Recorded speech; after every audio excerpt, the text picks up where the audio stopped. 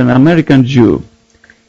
And at the same time, he is promoting the so-called green development and the green taxes, and a policy that will put us in a new form of slavery. And he promotes the idea of a future world government. And of course, we don't know details. I mean, how much money or what the very special agreements have taken place under the table.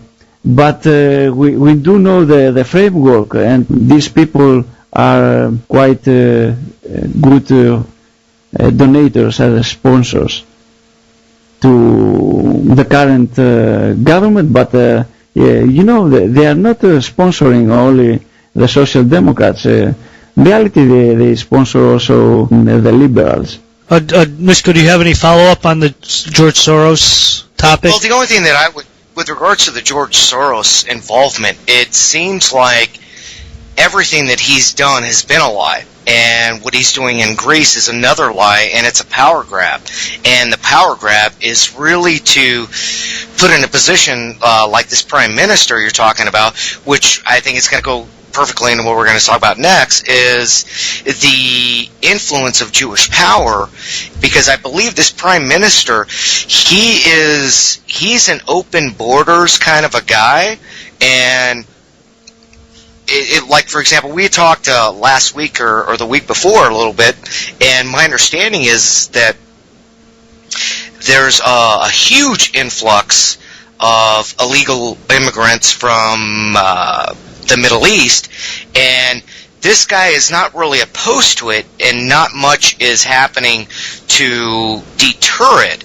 And because Greece is is part of the EU, that once you're there, once you're given citizenship, you can freely go from everywhere. So, and this is by design a way to pretty much destroy the white culture in Europe and Eastern Europe. I mean, on a ground level, Aris, isn't that what's kind of happening? Yes, you used the right term. Is a modification where they want to destroy any connection of the population with national idea or with ethnic traditions.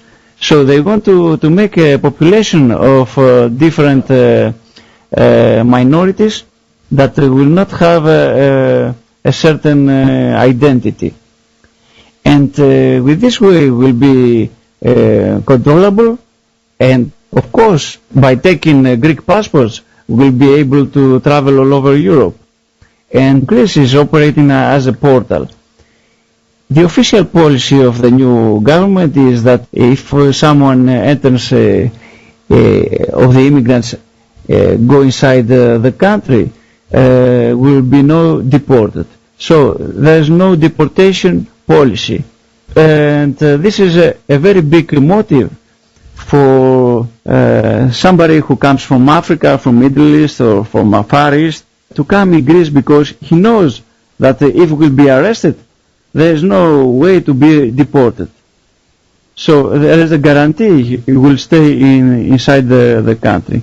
And now, in connection with the new law that is going to be voted, this man or woman, he knows that 100% he is going to become legal, and not just to become legal, but will get also Greek nationality. And here I want to distinguish.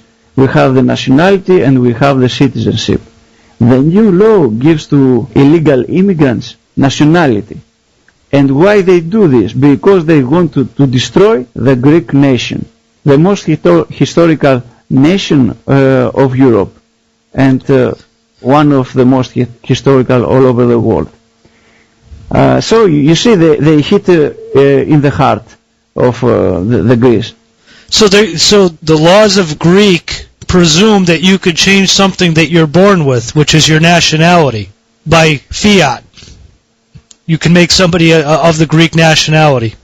It's a rather crazy law, I would think. Yes, and they say that it's no big deal if somebody is from Pakistan or from Somalia or from an Arab country and will come in Greece and to get a Greek nationality.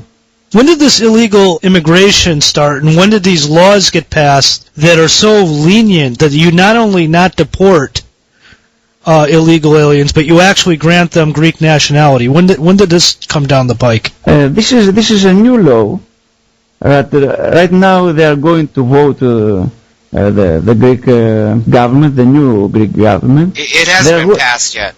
Not yet, but it is sure that will be passed.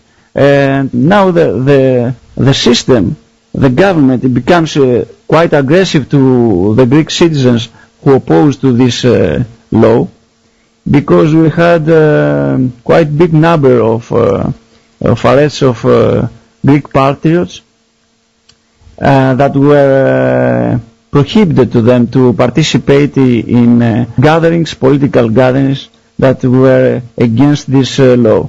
And this is something that never happened before, only during the period of time that there was a military regime in Greece.